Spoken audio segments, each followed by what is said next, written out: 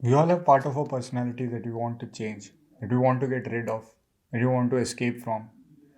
And sometimes this self hatred may result into feelings like guilt, frustration, shame, disgust. And the worst of all is, I think, regret. Since we were kids, we were always spoon fed with this idea that our personalities are exclusive to us. Our personality is something that we discover as we grow up. It was more about the idea that things are as they are because they're fated to be like that. People are introvert because they are introvert. People are funny because they are funny. But it's not like that. We always attach labels to people in the form of their personalities. And actually, people change. And not just do we stick labels to the people, to other people in with their personalities, but we also stick labels to our personalities and how we are. And believe you me, it's so difficult to change something about yourself which you think you can never change. And more often than not, the self hatred results in people taking help of alcohol, sex, drugs, violence, and things like that to get over this feeling of pity due to self hatred, due to their first frustration, guilt, or shame. They may bully someone if they feel weak inside themselves because that may give themselves subconsciously a sense of power or sense of authority over someone, even though in their real life they're suffering from it. And people go towards these things because they think that they cannot change something about it. Even though they think they, even if they can, the actions of standing against suffering in their mind, it is more difficult than to smoke a cigarette, spend the weekend drinking alcohol and waking up next day wasted, sleeping with plenty of girls in the name of open relationship or whatever, or watching pornography all day and masturbating in your bed. I mean, things like that. And in short term, they may make you feel good and they may give you a sense of what is called escapism. But trust me, it is just like throwing cologne on a lump of shit. It may smell of cologne for some time, but ultimately it is going to smell shit because it is shit. But the idea is not to find escape in these things because these things give no value to your life, they only degrade your life. You tell me, how is alcohol helping you to live a healthy life? It is a dangerous drug, and so is any other drug, so is pornography. They don't give any value to you in your life. So the idea of escapism is good because if you don't want to escape something, you'll never escape something, right? But it is not some material thing that you have to escape to. What you have to escape to is this thing called second self. It is basically the premise to the idea that your personality is something that you cultivate rather than something that just happens to you accidentally. Briefly to say, the success that we have in our lives, the things that we achieve, it is because of the personality that we have.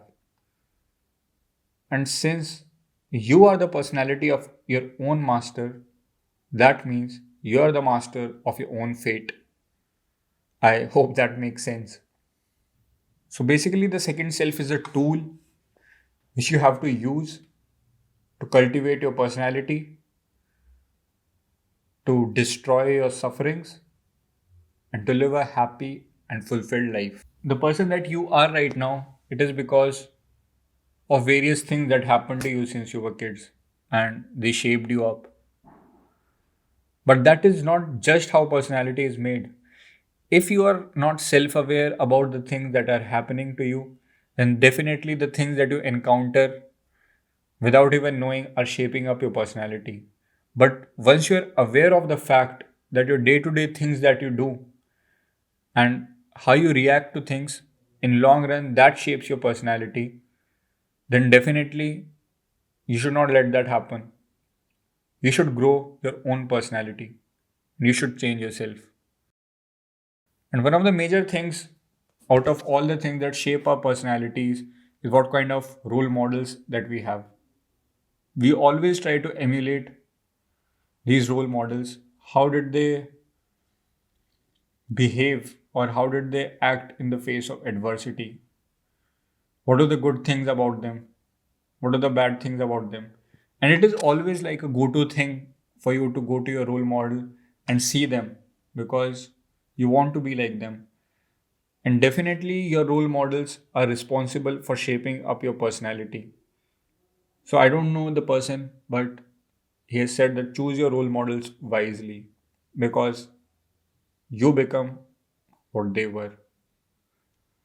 So, yeah, and if you're having this feeling of self hatred or feeling of disgust, shame that I talked about, or regret, it may be that you lacked an empowering role model. Now that we have clear idea about the second self and what second self is, to self transform, the next step is to make the second self. To start with, we have to search for people who are worthy of your imitation, who are worthy of your time.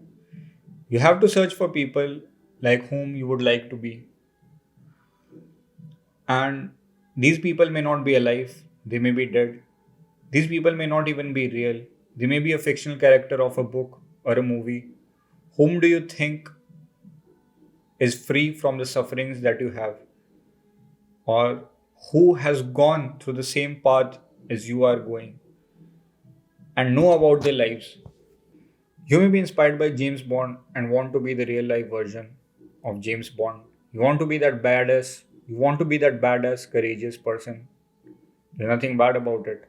If you're an aspiring writer who is going through a writing block, who smokes plenty of cigarettes, maybe you want to be like Haruki Murakami, who used to smoke 80 to 90 cigarettes a day until he was 40, and then he wrote his first novel and he left all his cigarettes. He started running marathons. He ran 2 marathons every year. He ran every day in the morning 20 kilometers before he would sit down to write. He could be anyone. So once you have searched for these people that you would want to be, the next step in line is to study their lives. Study the personalities of these people. How did these people act in the face of adversity? How did they act in their day to day lives? How did they affect people and everyone around them? But one of the most important things is to be practical about the things that can be changed and the things cannot be changed. Reading biography or autobiography of people may be a good option, and I highly motivate you to do those things because you get to know about people's lives. Sometimes the reason why people are where they are, it's not just because of their skill, it is because of some inherent trigger that forced them to work on their skill. So, if you just see everything with the perspective of skill, it's not just skill. The important thing is drive. What drove that person to push themselves forward to attain the skills that they have to be successful or to be where they are, where you're inspiring or hoping to be. So, the next step is to grab a pen and a paper and write down a character sketch of the second self, the second self that you want to become. Write down how different is the second self from a present self. How differently this second self is going to behave in the face of adversity. It is more about writing differences between your second self and your true self. Once you have written, it is time you start imitating as your second self. Right from this moment, act as if you're already the person that you want to become. And it is not so easy. It comes with a conscious effort. You have to again and again constantly remind yourself to fake it. Yes, you have to fake it. The real test of time would come in the face of adversity. Once it would be an easy option to switch to your present self, because if you be that second self in the face of difficulty or adversity, then you may end up losing something big. But you should not be afraid of that. I'm telling you, security is an illusion. Security keeps us from pursuing the fulfillment in life. So don't be a slave to security. Go on and be your second self, the person that you want to become. Even though it may put you in a tough situation in this moment. But once you do that over and over and over again, your second self will become your second nature. And you don't have to try anymore. You don't have to fake it anymore. You'll realize you're already that person. And once you just start doing it, people may also come and tell you that what happened to you? You have changed. That should be the moment of pride for you and a moment of motivation, because the thing that you are trying so hard, it is actually working. The people are already noticing this change. But to them, you don't have to tell that yes, you were trying or something. To them, you just have to tell that no, I am already this person. I don't know what you're talking about. I am this person. I have always been this person. And I will always be this person. So you may think that I'm blabbering shit and saying whatever I want to say, but people have been using the second self to self transform. Take example of Navy SEALs, Marine, and the people in defense forces. What they go through is inhumane, third degree. How in human sanity do you think it is justified to run 100 and 150 kilometers in a couple of days without any sleep, with blisters on your feet, in the sunny day, where you're just panting for some sips of water? But how do they do it? Is it because of their physical strength? No, it's because of their drive.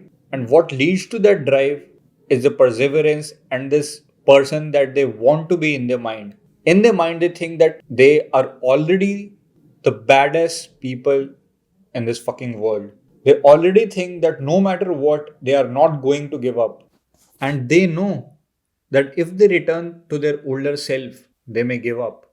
And once they give up, pain would go and life would be so much more comfortable. They put you in so many phase of adversities that if you are not ready to transform yourself into your second self, then you can never get through the marine or seal training. That only way you can succeed is if you transform yourself. And definitely this idea of second self may not be successful for each and every person, but the mere chance that it can be successful is good enough reason for you to push forward through it. Cheers, guys.